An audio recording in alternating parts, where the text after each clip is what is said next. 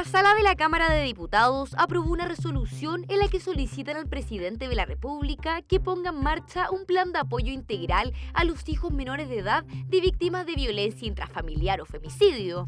Entre las medidas propuestas está el establecimiento de una pensión de gracia. También se requiere de un apoyo integral que se base en el trabajo psicológico para los hijos menores de víctimas de femicidio, ya sean centros de atención primaria o dando una subvención de organizaciones de derecho privado que se dedican a este tipo de contención. Una de las discusiones se dio en torno al financiamiento de este tipo de apoyo, el cual tendría que perdurar en el tiempo que sea necesario para poder ayudar a niños, niñas y adolescentes que han perdido a su madre a raíz de la violencia en su entorno. En esta edición de En Palabras Simples analizaremos cómo funciona actualmente el sistema de justicia respecto a estos casos y otros alcances de esta resolución de la Cámara Baja junto a Paula Medina, docente de Derecho de la Universidad Central e investigadora del Centro de Estudios Criminológicos del mismo plantel educacional, y quien además trabajó en este protocolo de apoyo a hijos de víctimas. Hola, junto a Daniela les damos la bienvenida a esta nueva edición de En Palabras Simples. Tal como lo veíamos en nuestro material introductorio, hablaremos sobre qué pasa con los hijos de personas víctimas de femicidio y también de violencia intrafamiliar. Para eso nos acompaña Paula Medina, quien es docente de la Facultad de Derecho y Humanidades de la Universidad Central y que también participó en el protocolo actualmente que está funcionando para este tipo de casos. ¿Qué tal, Paula? Hola, un gusto, Pablo, Daniela, muchas gracias por la invitación. Gracias a ti por acompañarnos. Bueno, cuéntanos un poco, en primer minuto, qué es lo que pasa cuando un niño, niña o adolescente se ve involucrado en una situación de este tipo, cuando, por ejemplo, el padre de familia mata a la mamá y ocasiona este femicidio. ¿Qué pasa con este hijo de inmediato? ¿Qué ocurre con él? Bueno, es una situación evidentemente muy dramática, ¿no es cierto? Sobre todo cuando han sido niños testigos del hecho o que de alguna manera se han visto envueltos en la problemática o en una historia de violencia intrafamiliar.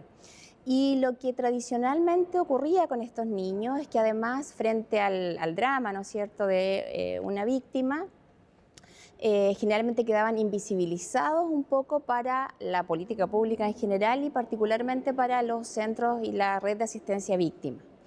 Entonces, lo que ocurre en un momento frente a la conciencia de esta situación es que se crea una mesa de trabajo a propósito de lo que ya existía como red de asistencia a víctimas por parte del Ministerio del Interior, con una serie de instituciones públicas que de alguna manera estaban involucradas en la atención y la reacción frente a este hecho, para articular una oferta lo más coordinada posible, de manera de responder adecuadamente frente a un niño, niña o adolescente que estuviera en esta situación y brindar las medidas de protección, si fuera el caso, o de reparación que correspondiera. ¿Y también incluir a las mujeres que son víctimas pero de femicidio frustrado? Sí, en un primer minuto este protocolo intersectorial estuvo focalizado en los niños, niñas y adolescentes víctimas de femicidios, pero posteriormente se fue complejizando, digamos, a propósito también de la experiencia, y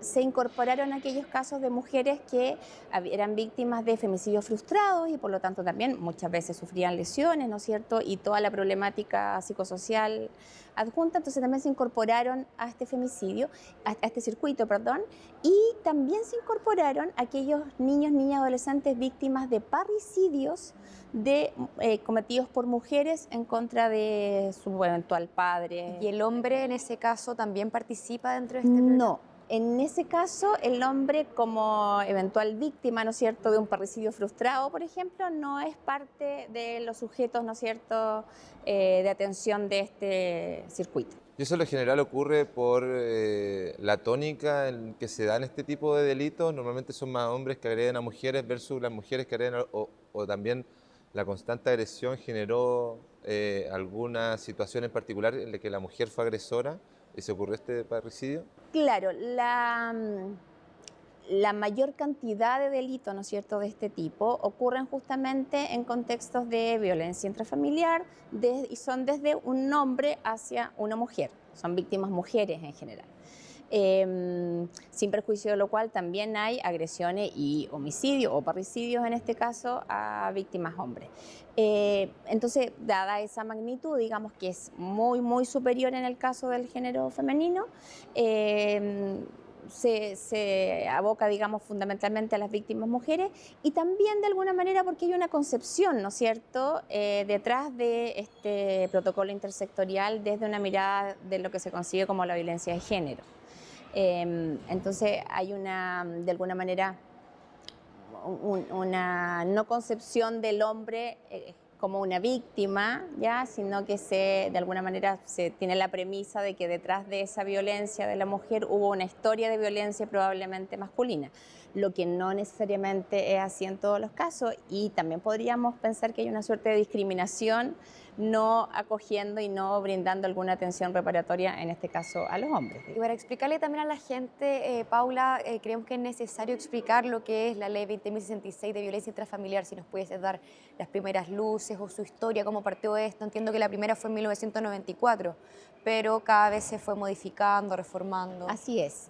Bueno, la Ley 20.066, que es del año 2005, ¿no es cierto?, establece este concepto de violencia intrafamiliar para definir, ¿no es cierto?, los tipos de violencia que se dan entre los familiares consanguíneos, e incluía en ese caso a los cónyuges y a los convivientes, ¿ya? Sin embargo, posteriormente, por lo tanto, incluía todo tipo de violencia intrafamiliar. La más conocida, ¿no es cierto?, la más publicitada, si se quiere, es aquella en la que la víctima es la mujer, pero también incluye la violencia intrafamiliar hacia los niños, de los padres, hacia los adultos, ¿no es cierto? Exparejas también. No incluía hasta ese minuto la ley 20.066 las exparejas ni los exconvivientes. Estas personas se incluyen con el femicidio, ¿ya? La ley de femicidio 2010. Justamente lo que hace en el 2010 es extender la penalidad del parricidio, que estaba circunscrita, ¿no es cierto?, a aquellos que eran familiares, a también las exparejas o excónyuges. Entonces aumenta la penalidad para esas personas cuando incurren en un delito de homicidio, y en el caso de que sean hombres hacia mujeres se le denomina con esta ley 20.480 femicidio. Perfecto. Y si revisamos un poco, durante los últimos días, una comisión de la Cámara de Diputados envió una resolución al presidente de la República respecto a un proyecto de ley que se está gestando ahí en la Cámara de Diputados, en el que hay algunos cambios a este protocolo. Si nos puede mencionar alguno de estos cambios, qué es lo interesante de esta resolución y cómo podría ayudar a las víctimas propiamente tal. Perfecto. Básicamente el protocolo que funciona en la actualidad es un protocolo, como yo les comentaba, de coordinación intersectorial, que lo que busca es que las instituciones públicas involucradas en este caso se coordinen y operen lo más eficazmente posible para ir a proveer de medidas de protección hacia los niños y adolescentes o las víctimas adultas, y de instancias de atención reparatoria, psicológica, social y legal. Sin embargo, dentro de las necesidades, ¿no es cierto?, que experimentan este tipo de víctimas, también surgen las necesidades de tipo económico. Piensen que son, en el caso de niños ni adolescentes, básicamente son niños que se quedan huérfanos.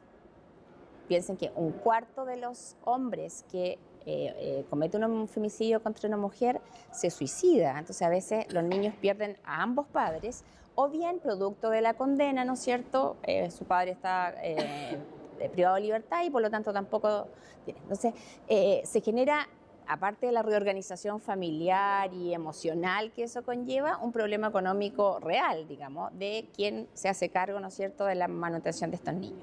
Entonces lo que están promoviendo estos parlamentarios en esta moción es justamente poder proveer de algún tipo de indemnización, ¿no es cierto?, económica por parte del Estado de manera permanente para estos niños, una especie de pensión, podríamos decir, ¿no es cierto?, para estos niños, que es muy relevante, me parece a mí, no solo necesaria, sino que relevante porque marcaría un hito en lo que significa el rol del Estado frente a las víctimas en Chile.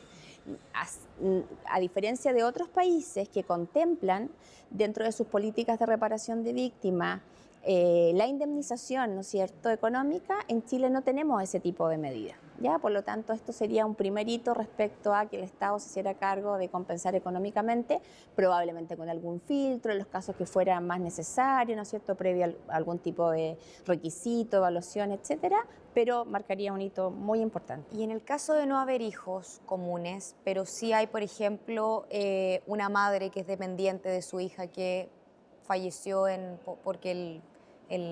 porque fue víctima de femicidio. ¿Qué pasa en ese caso con otro tipo de familiares? Claro, en el protocolo propiamente tal, efectivamente también están incorporados otros familiares, ya incluso vecinos, dice el protocolo, conocidos, que pudiesen haber presenciado el hecho o que de alguna manera pudiesen haberse sentido afectados o vulnerados por esta situación. Imagino que en el caso de esta suerte de indemnización o de pensión podría haber algunas restricciones respecto a eso, ¿no es cierto? Y no sería extensivo a todo eso. Desconozco si eso está específicamente en esa moción parlamentaria, porque el foco está puesto justamente en poder, ¿no es cierto?, proveer a los niños de esta mantención de por vida o por lo menos hasta la mayoría de edad.